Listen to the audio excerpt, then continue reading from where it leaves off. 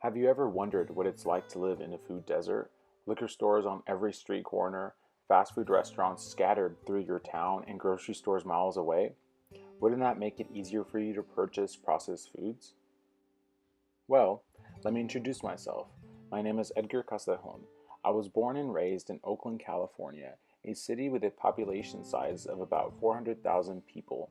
And you would think a large city like Oakland would have an abundance of fresh produce everywhere, right? To say that many of the city folk around here couldn't tell you where to get high quality produce or even what's in season.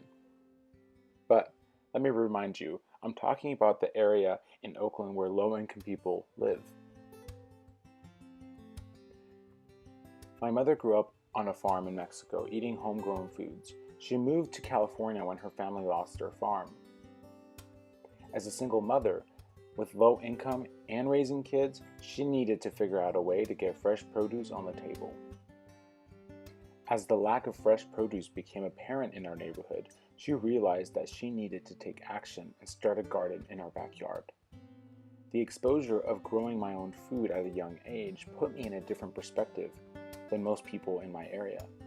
This is when the connection to urban farming became part of my life.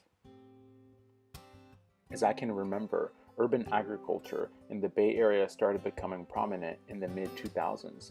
People started to be aware of the scarcity of fresh produce and those problems that impacted our community, like the lack of neighborhood interactions, obesity in our society, and even more homelessness. And I felt like agriculture could be the solution. So, as progression began in Oakland, community members started growing food in their backyards, but more predominantly trying to look for vacant lots to start community gardens.